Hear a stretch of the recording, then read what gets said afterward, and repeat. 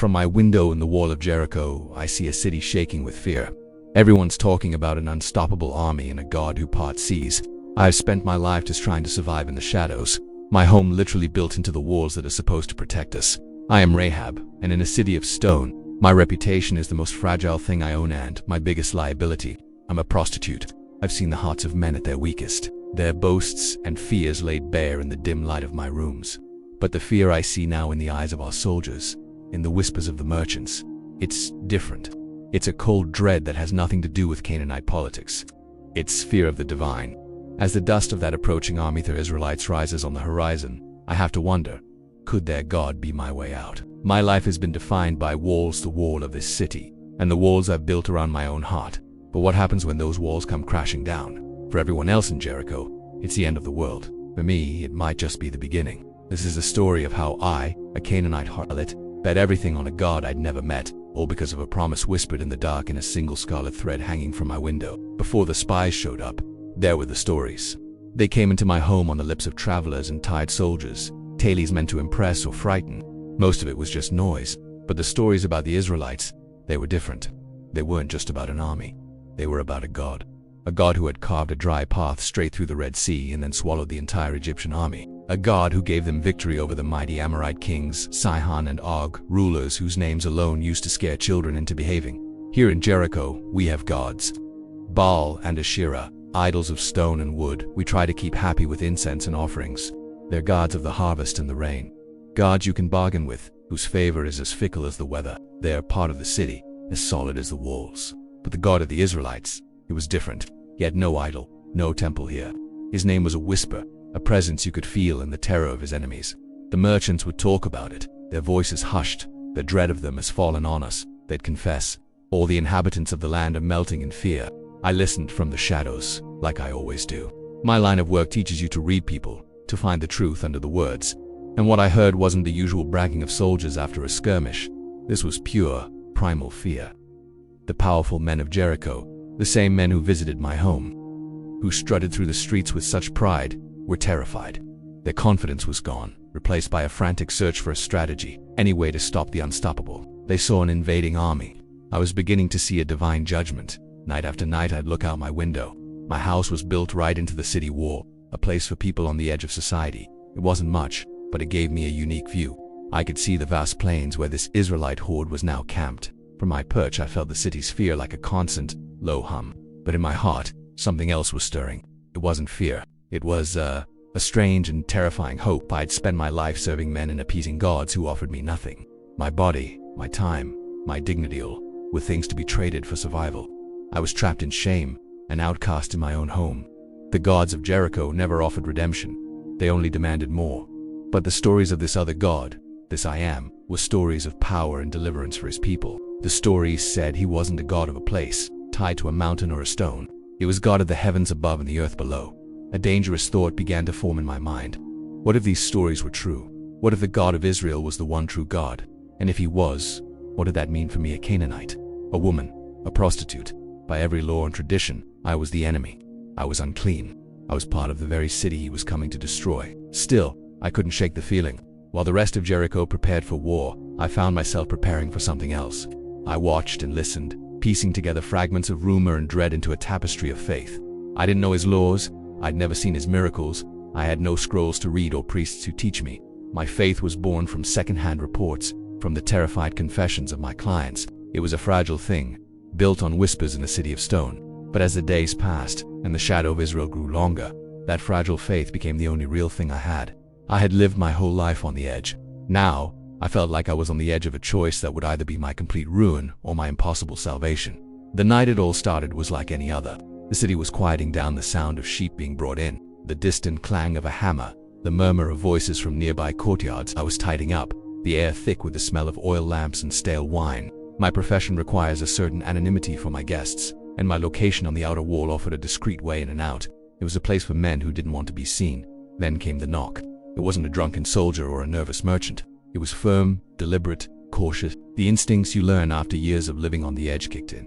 These weren't ordinary visitors. I opened the door just a crack, blocking the view inside. Two men stood there. They were clearly not from Jericho. Their clothes were dusty, their faces tight with the stress of a high-stakes mission. They looked like men trying very hard to blend in, which only made them stand out more. Their eyes darted around, scanning the alley, scanning me. They were Israelites. I knew it instantly. They were spies. Every dangerous hope I had been harboring rushed to the front of my mind. The God I had only heard about had just sent his messengers to my doorstep. My mind was split. Panic and purpose fought for control. Turning them away was the safe thing to do. Hiding them was treason, and the punishment for that was a quick, brutal death. My own king would have me executed without a second thought. My neighbors, who already looked down on me, would cheer. They asked for a room. Simple words, but the request was heavy. They had chosen my house for a reason. An inn or a brothel is the perfect cover. With a constant flow of strangers, 2 more would hardly be noticed. It's a place where questions aren't asked, where a transaction can buy silence. They were counting on my discretion. This was the moment that the abstract faith I'd been nurturing had to become real. It's one thing to believe in a distant God. It's another to risk your life for his servants. I looked at them, these 2 men who represented the army coming to destroy my world. They looked tired and anxious, but determined. I didn't see conquerors. I saw men on a mission for their God, the God who parted seas. "Come in," I said, my voice steadier than I felt. I opened the door wide and ushered them inside. As I slid the heavy wooden bar across the door, the weight of my decision settled on me. I had just betrayed my city. I had just thrown in my lot with a foreign people and a foreign God. The life I had known moments before was over. In that instant, I stopped being just a prostitute of Jericho. I was a conspirator, a traitor. And for the first time in a very long time, God had literally come knocking at my door. The spies were on edge, speaking in low, urgent tones. They asked about Jericho's defenses, the morale of our soldiers, the spirit of the people. I told them the truth. I told them how the stories of their God had arrived before them, how a paralyzing terror had gripped the heart of the city.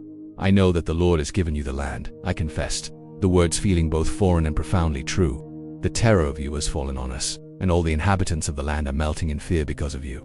Even as I spoke, I was gathering the stalks of flax I'd laid out on my flat roof to dry. Hiding them on the roof was a risk, but it was the only place. No one would think to look for them out in the open.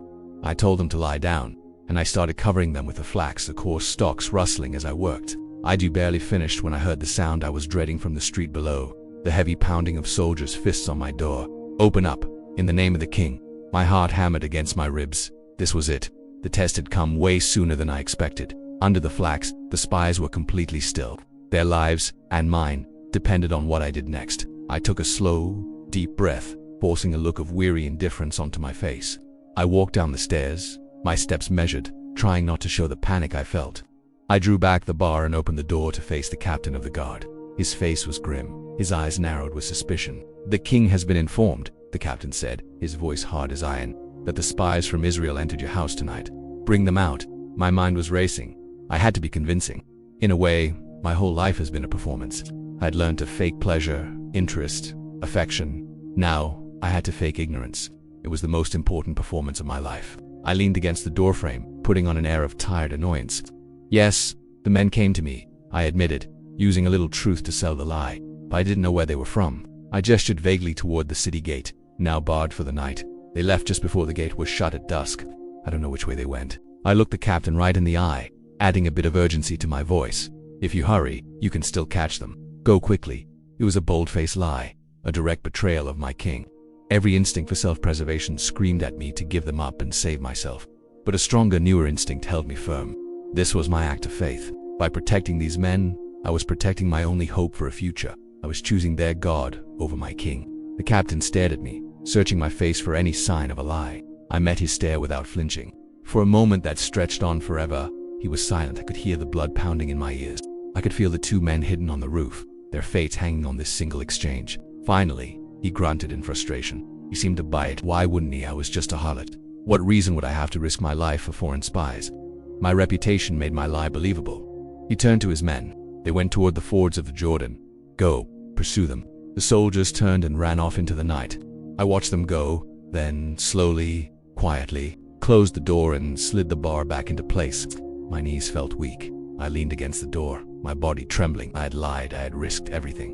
And it had worked. I took a deep breath, the air tasting of freedom and terrifying commitment.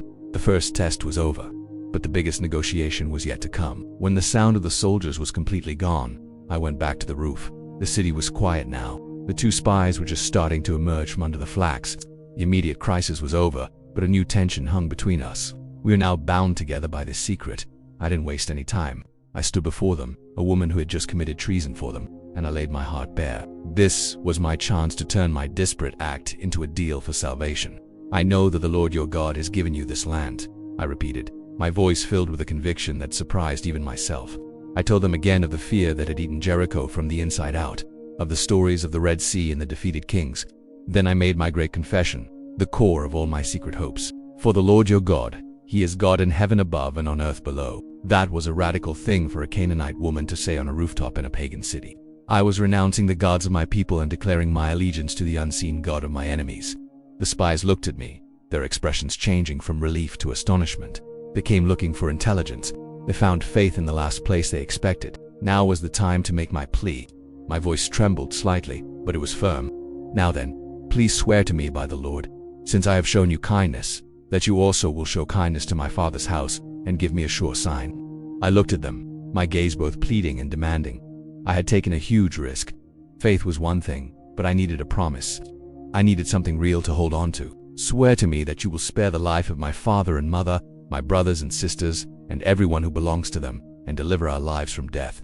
My family, they were all I had. They were in the city, totally unaware that their lives now rested on this negotiation happening on my roof. I was a stain on their honor in many ways, but I loved them fiercely. If I was going to be saved, I wasn't going to be saved alone. The men exchanged a look. They saw the sincerity in my eyes and understood the debt they now owed me. One of them spoke. Our life are yours, he vowed. If you do not tell this business of ours, then when the Lord has given us the land, we will deal kindly and truly with you. It was a solemn oath, but they had conditions. This oath will only hold if you do exactly what we say, the other spy explained. When we come into the land, you must do two things. First, gather your entire family into this house. Your father, your mother, your brothers, all of them. Anyone inside this house with you will be safe. Their blood will be on our head if a hand is laid on them. But anyone who goes out into the streets of the city, their blood will be on their own head. I nodded, my mind racing. I had to get them all to come, to trust me. It wouldn't be easy. Second, he continued, his eyes fixed on me, you must give us a sign. He reached into his pack and pulled out a rope. It was a deep, vibrant scarlet. Tie this scarlet cord in the window you let us down from. It will be the marker. When our army sees this cord, they will know to pass over this house and everyone inside it. A scarlet cord. A simple, dyed rope. But in that moment, it was the most beautiful thing I had ever seen. It was the sure sign I had asked for. It was a tangible promise, a beacon of hope in a world about to be destroyed. It was the seal on our deal. Agreed, I whispered, my voice thick with emotion. I took the cord from his hand. The bargain was struck. My lie had bought their safety. Their oath had bought my family's salvation. All that was left was to trust the promise and the God who had orchestrated this whole impossible night. The deal was done. Now they had to get out. The city gates were locked until dawn, and the king's soldiers would be watching them. My home, however, offered another way out. Its position on the wall, which had once been a symbol of my shame, was now their key to freedom. I led them to the window, the same one I'd used to watch their army approach. I took a sturdy rope, not the scarlet one, but a common one, and tied it securely. One by one they climbed out, their feet finding holds on the rough stones of the city wall. They lowered themselves into the darkness outside Jericho. Before they vanished, I leaned out and gave them one last piece of advice, my survival instincts now working for their cause. Go to the hills, I whispered forcefully. Hide there for 3 days. By then, the soldiers looking for you will have given up and returned, then you can go on your way. They nodded their thanks from the shadows and were gone. I pulled the rope back in, my hands trembling. I stood there for a moment in the silence of my room, which just minutes ago had been filled with so much tension. I was alone again, but everything was different. My eyes fell on the scarlet cord. It lay coiled on the table, a slash of vibrant color in the dim room. It was more than a rope. It was my anchor, my claim check for salvation. The spies had told me to tie it in the window when they invaded, but my faith needed to act now. I couldn't wait. With determined hands, I went back to the window. I untied the escape rope and carefully, reverently tied the scarlet cord in its place. I let it hang down against the outer wall, a vivid red line against the weathered stone. As I secured the knot, I felt the weight of the moment. This simple act felt sacred. The color of blood reminded me of stories I'd heard of another people long ago, who marked their doors with the blood of a lamb. That night an angel of death passed through Egypt, but it passed over every house marked by that blood. No, here I was, a Canaanite woman, doing something similar. This scarlet cord was my mark of protection, my plea for the coming judgment to pass over my house. It was a symbol of redemption, that a life stained by sin could be made new. That cord, hanging from a prostitute's window, declared that my past didn't have to be my future. It was a symbol of our covenant. It was the first step in my journey from being Rahab the harlot of Jericho to becoming someone else. Looking at that cord, I felt a peace that made no sense. The city around me was doomed. Chaos was coming. But in my house, marked by this thin red line, there was a promise of safety. I had done everything I could. I had acted on my faith. Now, all that was left to do was wait, gather my family, and trust that the God of Israel would see the sign and remember his promise. Those 3 days passed with agonizing slowness. I went about my routines with a mask of normalcy on my face, buying bread, drawing water, enduring the suspicious looks from my neighbors. The only thing anyone talked about was the spy's escape. The king was furious. Guards at the gates were doubled. A sense of impending doom hung over the city like a shroud. My first and hardest job was convincing my family. I went to my father's house and gathered them all: my parents, my brothers, my sisters. They were practical people, and explaining what I'd done was not easy. "You did what?" my father asked, his face a mask of shock and horror. "You harbored the enemy. Rahab, this is madness. You've put us all in danger." I told them everything, about the spies, my confession of faith, the oath they swore to me.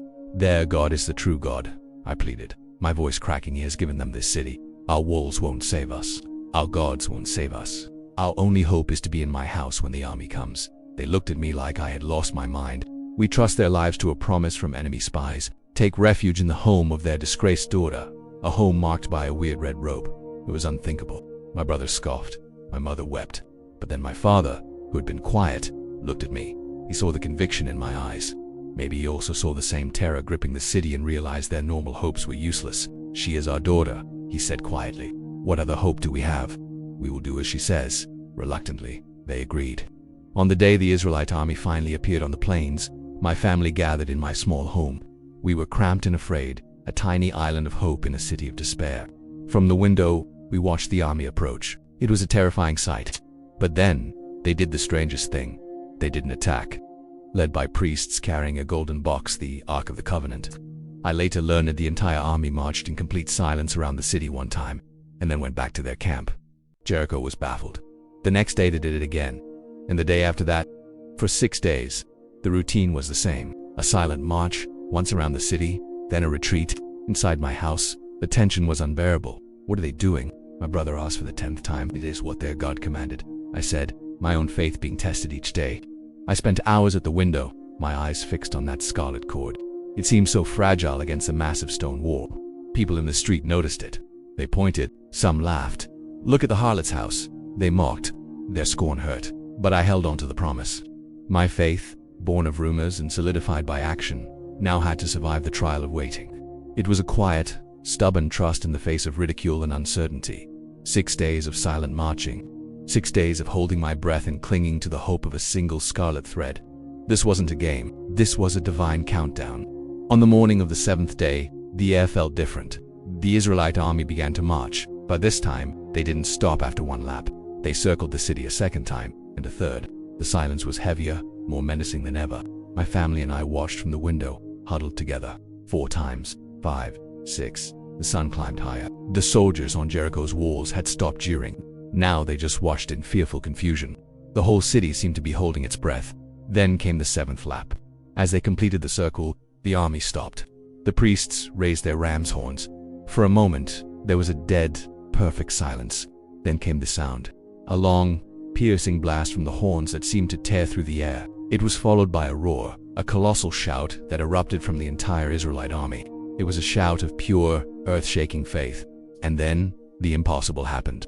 It started as a low rumble, a vibration deep in the earth. The floor beneath me began to shake violently. My family cried out, grabbing onto each other. The shaking grew, and a terrible grinding, groaning sound filled the air. It was the sound of stone giving way. I looked out the window and my breath caught in my throat. The mighty walls of Jericho, the impenetrable fortifications, were crumbling. Not in one spot, but everywhere. They were collapsing, folding in on themselves, dissolving into a massive cloud of dust and debris. Chaos erupted. The air was thick with dust, making it hard to see or breathe. The screams of the dying were swallowed by the deafening roar of the collapsing city. It was the end of the world. But in the middle of it all, I saw something even more impossible. My section of the wall, the part that held my house, was not falling. It shook, but it stood firm, as if an invisible hand was holding it in place while everything around it was annihilated. Through the dust, I could see Israelite soldiers pouring into the city, simply walking across the rubble. The judgment I had been promised was now a terrible reality.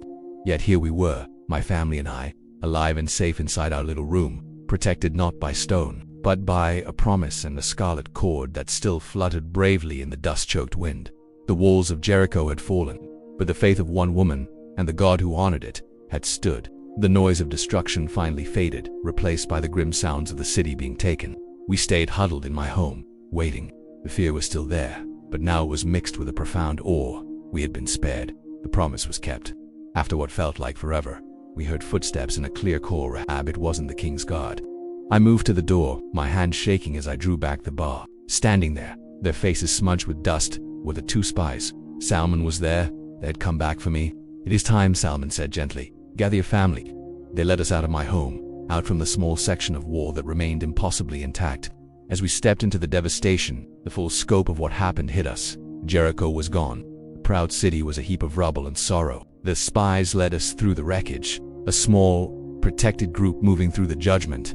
They brought us out of the city to the edge of the Israelite camp. Here, we were set apart for a time, as was the custom for integrating outsiders. We were outsiders, but we were safe. Leaving the ruins of Jericho behind was like shedding an old skin. I was leaving behind the life of shame, the scorn, the name that had defined me for so long. I was walking away from the rubble of my past and into an unknown future. I was a foreigner, a Canaanite, a woman with a history, but I was also something new, a woman saved by faith. We were treated with kindness and honor. Joshua himself had given the command to save us, telling the spies, "Go and bring out the prostitute and all who belong to her, just as you swore to her." The leaders of Israel knew my story. They knew the conquest of their first city was aided by the faith of a woman inside its walls. In the days that followed, my family and I were formally brought into the community of Israel. We were no longer outcasts. We were part of the people of the God who had saved us. I, who had sold my body to survive, was now given a new identity. I, who had been defined by shame, was now defined by an act of faith that was already becoming a legend. The scarlet cord hadn't just saved my life. It had pulled me out of one life and woven me into another. My story didn't end when Jericho fell. Being saved from destruction was only the beginning of the new life God had for me. In a turn of events that no one, least of all me, could have ever predicted, my life of shame was completely rewritten into a legacy of honor. I, Rahab, the former prostitute of Jericho, was welcomed into Israel. In time, I married a leader from the tribe of Judah, a good and honorable man named Salmon. The whispers in the camp said he had been one of the 2 spies I had hidden all those nights ago. He saw past my history and saw the faith in my heart. We built a life together, a life I had never dared to dream of. And we had a son. We named him Boaz. My son Boaz grew into a man of great integrity, a respected leader in his own right. He would one day be known as a kinsman redeemer, and in another beautiful story of God's grace, Boaz would marry a Moabite woman named Ruth, who also chose to put her faith in the God of Israel. The lineage continued. Boaz and Ruth had a son named Obed. Obed had a son named Jesse, and Jesse had a son named David, who would become Israel's greatest king. Centuries would pass.